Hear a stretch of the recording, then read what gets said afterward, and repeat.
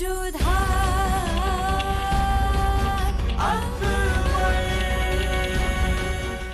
धारावाहिक किसी प्रकार की ऐतिहासिकता का दावा नहीं करता। तत्कालीन परिस्थितियों को दर्शाने के लिए आवश्यक और उचित नाटकीय रूपांतर किए गए हैं।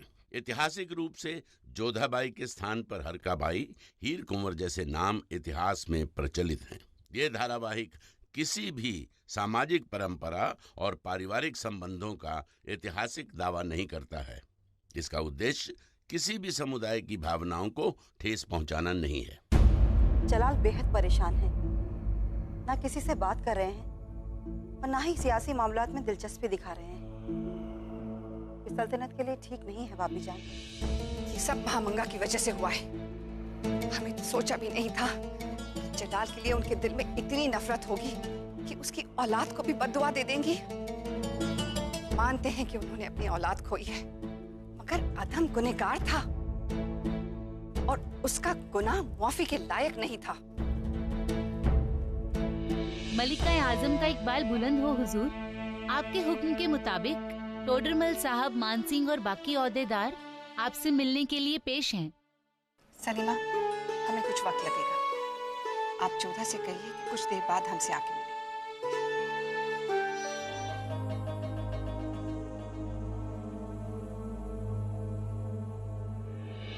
आप सब के शहंशाह के दिमाग में सुकून नहीं है, इसीलिए हमने आप सबको मसलत के लिए बुलाया है। टोडरमल साहब, क्या सल्तनत में सब कुछ दुरुस्त है? अभी तक तो सब शांत था मलिका आजम, परंतु अब प्रजा में तरह तरह की बातें फैल रही हैं। यही कि शहंशाह बहुत विचलित हैं, उनका राजकाज में बिल्कुल ध्यान नहीं है। इस तरह की लहर सल्तनत के हित में नहीं है।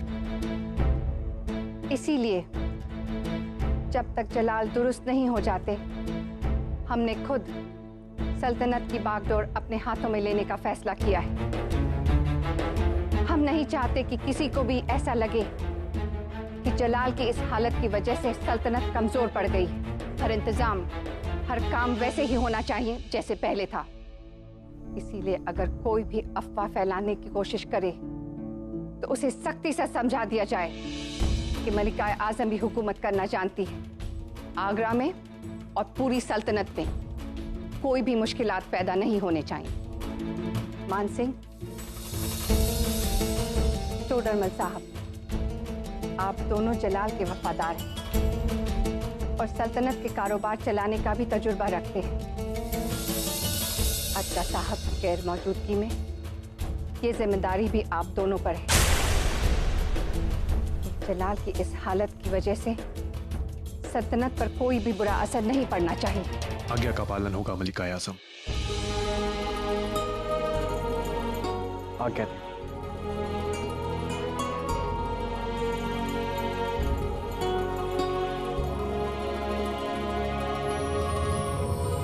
अम्मी जान, आपने हमें स्मरण किया। सब कुछ ठीक तो है ना? सब ठीक है जोधा, आओ बैठो। हमने सिर्फ तुम्हारा मिजाज जानने के लिए बुलावा भेजा था। सेहत तो दुरुस्त है ना? जी अम्मी जान।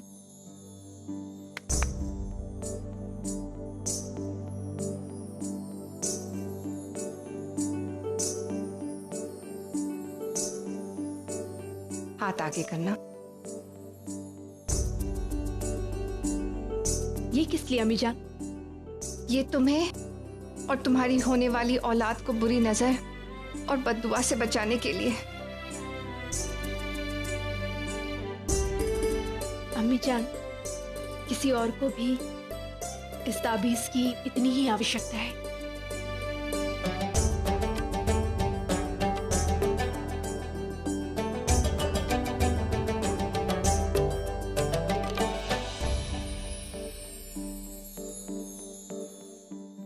हाँ हाँ, मैं सच कह रही हूँ हुजूर। आपको यकीन नहीं आता ना?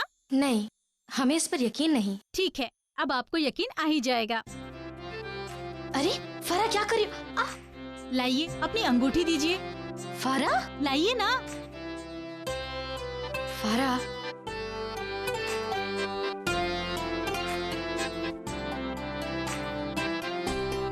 अभी मालूम हो जाएगा कि आपको बेटी होगी या बेटा। इससे कैसे पता चलेगा? फारा तुम भी ना बिल्कुल अजीब हो। बेगम साहिबा, अगर मेरा कहा सच हुआ ना तो आपको मुझे बड़ी बख्शीश देनी होगी।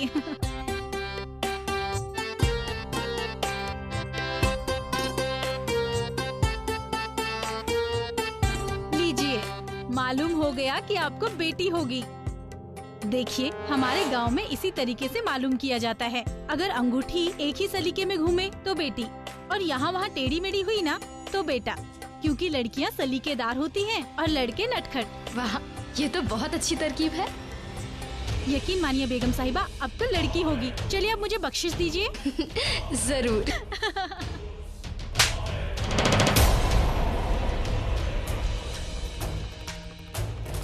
ये बात दोबारा कहने की हिमाकत की तो हम तुम्हारा सर कलम कर देंगे। रहम कीजिए। आपने उससे तमाचा क्यों मारा?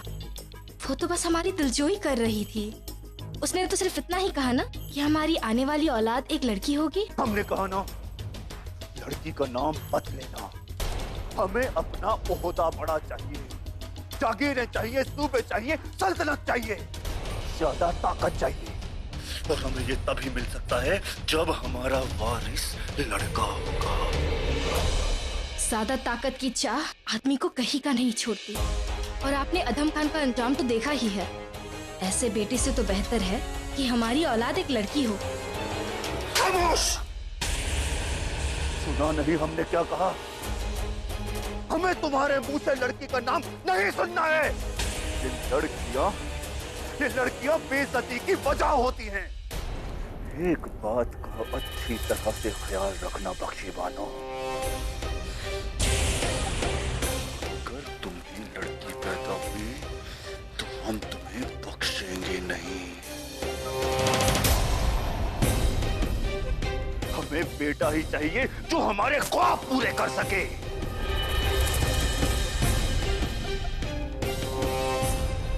बख्शी बानो, हम भीतर आ सकते? हाँ भाभी जान, आइए ना।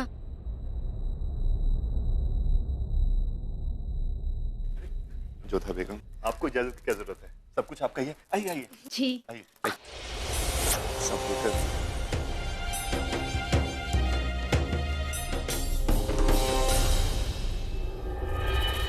जोधा बेगम, जरा संभल के कदम रखिए। अगर आपको कुछ हो जाता तो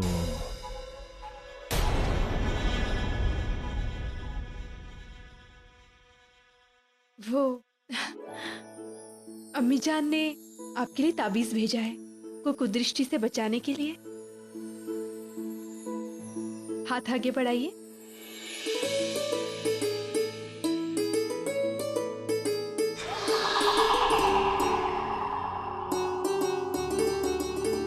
शुक्रिया भाभी जान, अब आप जाइए और दोबारा यहाँ मत आइएगा। क्या हुआ बख्शी बानो, हमसे कोई भूल हुई है क्या? बख्शी, ये कैसी बातें कर रही हो तुम? हम ठीक कह रहे हैं। हम नहीं चाहते कि आपके यहाँ आने से आप किसी मुश्किल में पड़े, और वैसे भी अभी अभी जो हुआ, हम नहीं चाहते कि वो दोबारा हो। जो अभी अभी हम फिसे, आप उसकी बात कर रही है।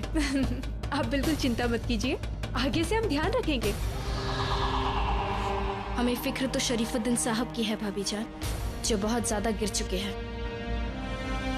अच्छा, अब हम चलते हैं। आइए जोधा बेगम, हम आपको आपके हुजरे तक छोड़ देते हैं। कहीं आप दोबारा गिर गई तो आपको संभालने के लिए कोई ना कोई। हम स्वयं से चले जाएंगे, बाहर सेविकाएं हैं।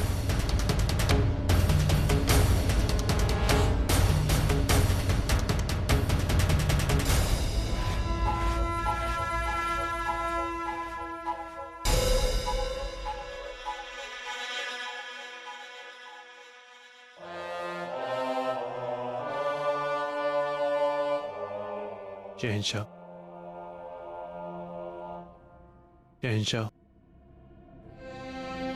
शहंशाह, हम आपको तकलीफ तो नहीं देना चाहते थे, परंतु काम जरूरी था, इसलिए हमें आना पड़ा। मालवा, मेवात, अजमेर और ग्वालियर के सूबों से वसूला गया लगान शाही खजाने में जमा करवा दिया गया है, परंतु फिर भी जमा राशि और खर्चों के विषय में हमें एक बार चर्चा जरूर करनी होगी। जो भी बात है उस बारे में अदका साहब से बात कर लीजिए।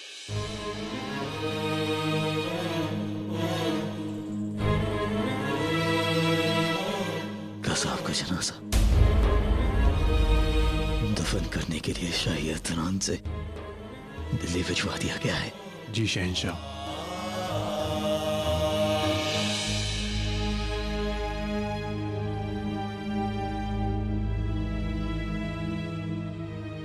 ये सब ठीक नहीं हो रहा है जोधा बेगम, हमें कुछ करना होगा। यही तो हमें समझ नहीं आ रहा है, हम करें तो क्या करें। शहंशाह के मन को शांत करने का हर संभव प्रयास कर चुके हैं, परंतु हमें सफलता मिल ही नहीं पा रही है। शहंशाह की ऐसी अवस्था देखकर हमें बहुत दुख हो रहा है सलीमा बेगम। अदका जी की हत्या के कारण शहंशाह पूरी तरह से टूट चुके हैं, और ऊपर से महामंगा के अशुभ वचन ने शहंशाह को तो जैसे बिखेर के ही रख दिया। लेकिन शहंशाह को उनकी जिंदगी में वापस लाने वाली सिर्फ आप हैं जोधा बेगम। आप हिम्मत मत हारिए, जो करना है जैसे करना है बस कीजिए, लेकिन खुदा के लिए जोधा बेगम शहंशाह को इस अजाब से बाहर निकालिए।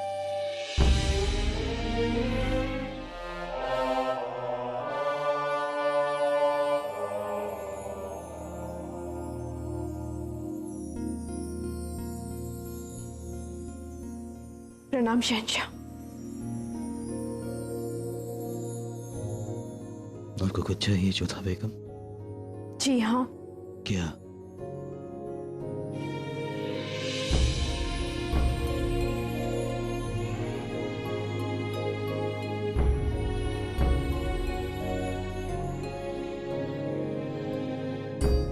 आइए हमारे साथ। कहाँ? एक शहंशाह को दुर्बल होना शोभा नहीं देता है शहंशाह। लेकिन जोधा बेगम, हमने तो शहंशाह का ओहदा छोड़ने का फैसला कर ही लिया है। आपने जो भी निर्णय लिया है उसे बदलने का दबाव हम नहीं डालेंगे, परंतु उससे पहले एक बार आप हमारे साथ चलिए। हमारे लिए आप इतना तो कर ही सकते हैं ना शहंशाह।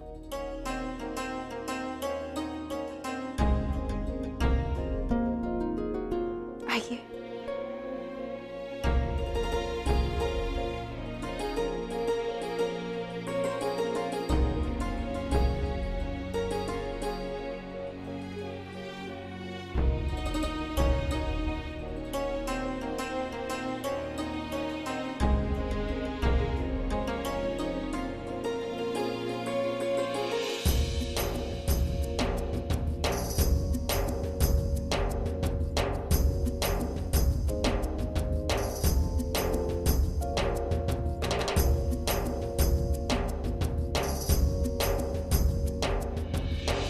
यहाँ क्यों लाई हैं आप हमें?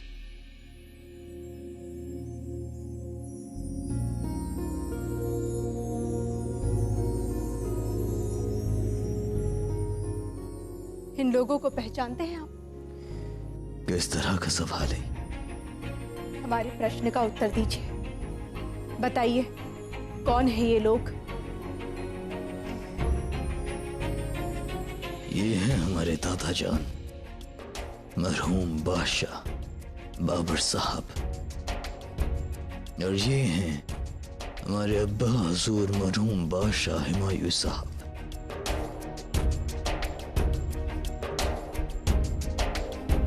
अच्छा लगा ये जानकर कि आप इन्हें जानते हैं, परंतु क्या आप इन्हें पहचानते हैं? क्या कभी ये लोग अपने कर्तव्य से विमुख हुए? क्या कभी कठिनाइयों से घबराकर इन्होंने कठिनाइयों को पीठ दिखाई? क्या कभी इनका लोगों पर से या प्रजा का इन पर से विश्वास उठा? यदि नहीं तो आपका विश्वास कैसे खो सकता है शहंशाह? आप अपने कर्तव्य से मुंह कैसे मोड़ सकते हैं? अब चाहे कुछ भी कहें जोधा बेगम, लेकिन हमने अपनी बादशाहत छोड़ने का फैसला कर लिया है।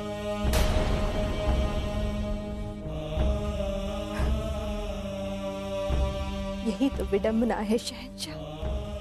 ये निर्णय आप कैसे ले सकते हैं? शहंशाह बनने का निर्णय आपका नहीं था। ये जीवन आपने नहीं चुना है, बल्कि इस जीवन ने आपको चुना है। इस सिंहासन ने आपको चुना है, क्योंकि आप महान सम्राट हुमायूं के पुत्र थे। और जिस तरह से जीवन आपने नहीं चुना है, उसी तरह से इस जीवन को छोड़ने का अधिकार भी आपके पास नहीं है।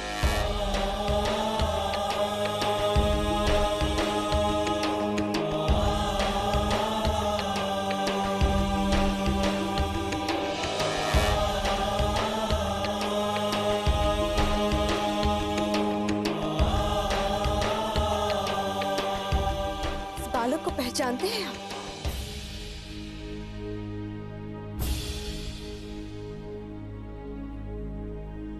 ये महान सम्राट बाबर के पोते हैं और महान सम्राट हुमायूं के पुत्र हैं। ये वो है जिन्होंने 14 वर्ष की छोटी सी आयु में साम्राज्य संभाल लिया था, जिन्होंने पानीपत की लड़ाई में वीर शिरोमणि हेमचंद्र विक्रमादित्य को धूल चटा दी थी। अपने साहस, शौर्य और शक्ति के बलबूते पर ये देश के सम्राट बने थे। जानते हैं आप, ये बालक आप थे शहंशाह। लेकिन उस वक्त हमारे साथ हमारे खान बाबा थे। उस वक्त हमारे साथ महामंगा थी। उस वक्त हमारे साथ हमारे हदगाह साहब थे। उस वक्त हमारे लिए खून बहाने को तैयार थे, ना कि हमारे खून के प्यासे। ये सब हमने अकेले नहीं किया है जोधा बेगम। नहीं शहंशाह, ये सब कुछ आप ही ने किया है। हम मानते हैं कि मिट्टी और पानी से ही अंकुर फूटता है, परंतु यदि पत्थर पर मिट्टी और पानी डाला जाए तो वो कभी वृक्ष नहीं बन सकता। अंकुर बरगद तभी बनता है जब उस बीज में उतनी क्षमता होती है, और वो क्षमता आपके भीतर थी। वरना आप ही सोचिए, खान बाबा ने आप ही को क्यों चुना? आपके पिता की मृत्यु हो चुकी थी, आप शक्तिशाली नहीं थे, फिर भी खान बाबा और अदगाजी आपके समर्थन में खड़े रहे। क्यों? क्योंकि आपके भीतर वो तेज, वो सामर्थ्य, वो शक्ति और वो साहस था। और आज क्या हो गया है आपको शहंशाह? आप अपने तेज को भूल गए, अपनी शक्ति और सामर्थ्य पर संदेह कर रहे हैं आप? कहाँ गया वो जलालुद्दीन मोहम्मद जो अपना और अपने साम्राज्य का भाग्य अपने तलवार की नोक पर रचना चाहता था? आप सदा हमसे कहते थे ना कि आपके भीतर हृदय नहीं था, और हम ही वो कारण है जिसने आपके भीतर हृदय को जगाया। तो आज हमें ये बात कहते हुए बहुत दुख हो रहा है कि अपने हृदय की पीड़ा के कारण और भावनाओं में बहकर यदि आप अपने कर्तव्य से विमुख हो रहे, तो हमें पूरे जीवन इस बात का बहुत दुख रहेगा कि हमने आपके भीतर हृदय क्यों जगाया। बात ये नहीं कि आपको सिंहासन चाहिए या नहीं चाहिए, बात ये कि सिंहासन को आप चाहिए।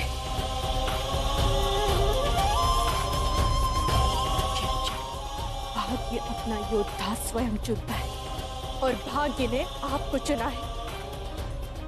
और यदि आज आप अपने भाग्य को ठोकर मारें, तो कदाचित भाग्य कभी किसी पर विश्वास नहीं कर पाएगा। और तब भी यदि आप अपने निर्णय पर अमिट हैं, तो ठीक है, आज अंतिम बार इस कक्ष को देख लीजिए, क्योंकि आज के बाद ना तो कभी आप इस कक्ष में आ पाएंगे, ना कभी अपने पूर्वजों से दृष्टि मिला पाएंगे।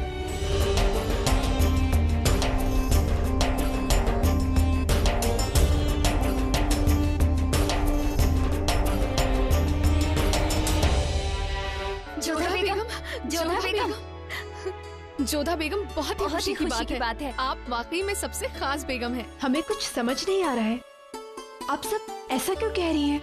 जादू हो गया।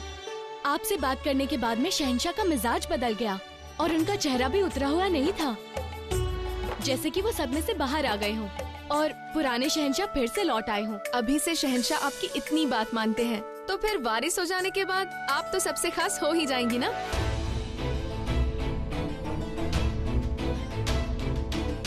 मरियम उस जमाने का ओहदा पाने के बाद हमें मत भूल जाइएगा।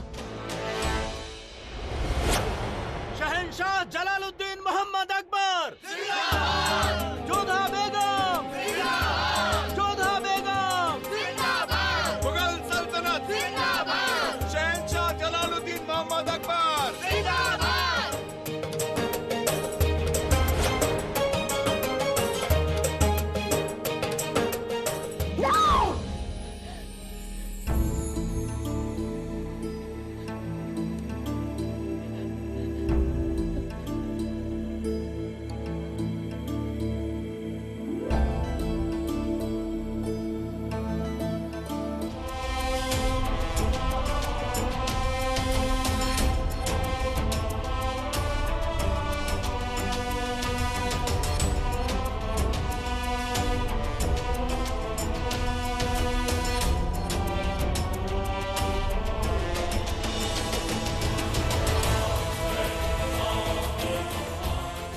जब शतरंज की बिसात पे दो रानियां हो सकती हैं, तो फिर मुगल सल्तनत में दो मरियम उस जमाने क्यों नहीं हो सकती?